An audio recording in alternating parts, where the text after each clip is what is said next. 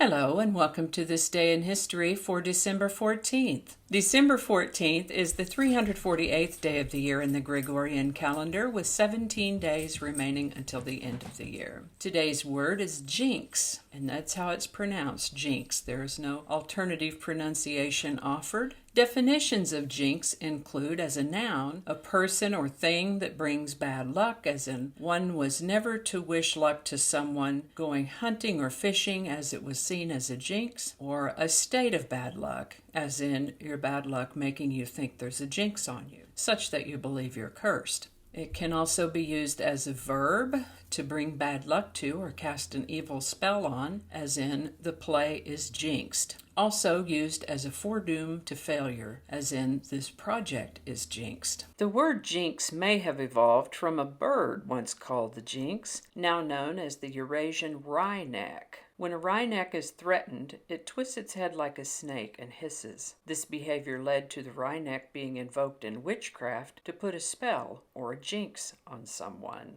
Its earliest documented use is 1911. Now, before we get started, I want to remind you that links to my research are included in the show notes. So if you're wondering where I got this or that little bit of information, you can find links to all of it right there in the show notes. And with that, we're going to start in the year 1542, when Princess Mary Stuart becomes Queen of Scots at the age of 1 week, on the death of her father, James V of Scotland. And we've touched on Mary before, on her birthday. And as I said then, her life was pretty much an over-the-top soap opera. I've put that link to the story in the show notes if you want to learn more about her complex, crazy life. And let me know in the comments if you'd like me to do a video just about Mary, Queen of Scots' life.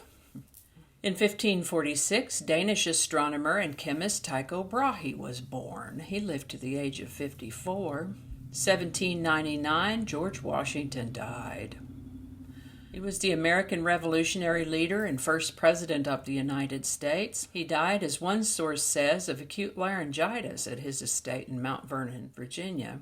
I thought, how in the world does one die of laryngitis? Well, he'd been out inspecting his farm on horseback in the snow and sleet 2 days before on the 12th. When he got in, he failed to change out of his cold, wet clothes because he had guests and he didn't want to keep them waiting. The next morning, on the 13th, he woke up with a sore throat, but went out again in the winter weather to mark trees for cutting. By evening, he was complaining of chest congestion, but he was in good spirits. The next day, on the 14th, he awoke to an inflamed throat and difficulty breathing. Of course, this was way before antibiotics, maybe even before aspirin. His situation deteriorated rapidly from that point, and he died that night. He was only 67 years old.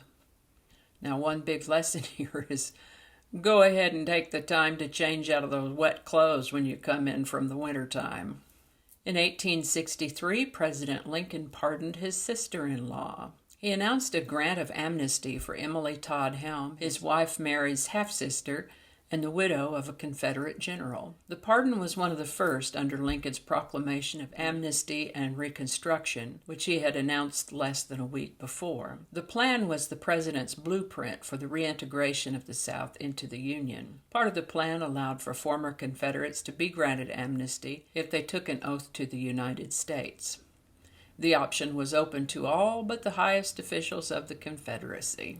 In 1874, a burglar confessed to a high-profile kidnapping case. A botched burglary attempt further clouded one of the earliest kidnap-for-ransom cases. As he was about to go to bed, a wealthy New Yorker, Holmes Van Brunt, heard burglars breaking into his brother's house next door. After rounding 3 other men to help him surprise the intruders, Van Brunt engaged the thieves in a shotgun battle that left the robbers severely wounded. As he lay dying, one of the burglars confessed that he had been responsible for kidnapping 4-year-old Charlie Ross earlier in the year. He then promised that the child would be returned alive. The Charlie Ross kidnapping had been one of the year's biggest stories.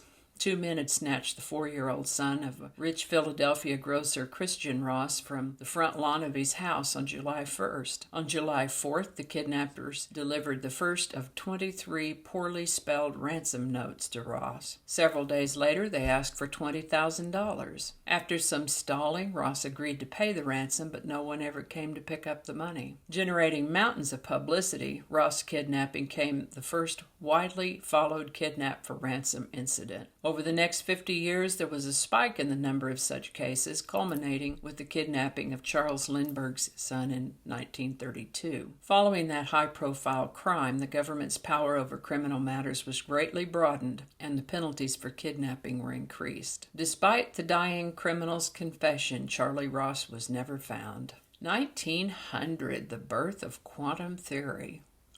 German physicist Max Planck published his groundbreaking study of the effect of radiation on a blackbody substance, and the quantum theory of modern physics was born. 1903, the Wright Brothers made their first attempt to fly with the Wright Flyer at Kitty Hawk, North Carolina. 1909, the Indy Brickyard was completed. On December 14, 1909, workers placed the last of the 3.2 million 10-pound bricks that paved the Indianapolis Motor Speedway in Speedway, Indiana, a town surrounded by the city of Indianapolis. Since then, most of that brick has been buried under asphalt, but 1 yard remains exposed at the start-finish line.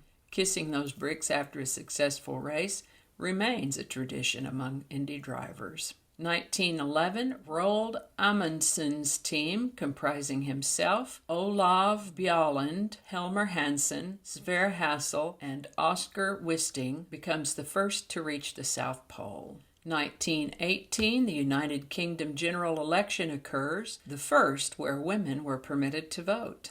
1939, USSR was expelled from the League of Nations. The League of Nations was the international peacekeeping organization formed at the end of World War I, and they expelled the Union of Soviet Socialist Republics in response to the Soviets' invasion of Finland on October 30th. While the League was born with the exalted mission of preventing another Great War, it proved ineffectual, being unable to protect China from a Japanese invasion or Ethiopia from an Italian one. The League was also useless in reacting to German remilitarization, which was a violation of the Treaty of Versailles, the document that formally set the peace terms for the end of World War I. Germany and Japan voluntarily withdrew from the League in 1933, and Italy left in 1937. In 1940, plutonium, specifically Pu-238, was first isolated in Berkeley, California. In 1946, American actress Patty Duke was born. She played Helen Keller in The Miracle Worker and played the dual role of identical cousins in The Patty Duke Show in the 60s.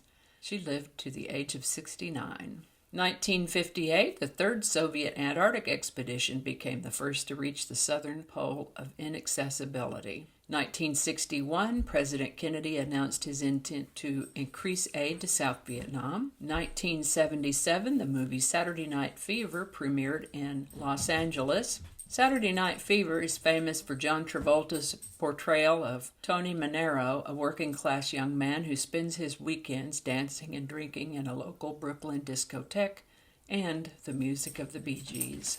And I think that's going to do it for us today. As always, links to my research are included in the show notes. Thank you so much for watching. Give it a like if you enjoyed this video. Consider subscribing if you haven't already, and feel free to share. And while you're here, be sure and check out my other channel, 8 Susquehanna. There's a link in the description. Thanks again, and I'll see you next time. Alrighty, back to work. Okie dokie, Smokey. Let's just rearrange that a little bit. Sometimes when you read the words, it's not quite enough if you haven't put enough words in there to begin with. That's not the way I like to tell it anyway. We don't need all those words. Hope I pronounced that right. So happy for editing. So many edits. Who knows what evil lurks in the hearts of men? She's not a man. Did I do this whole thing without a microphone? Dadgummit. This This is why I don't do live shows.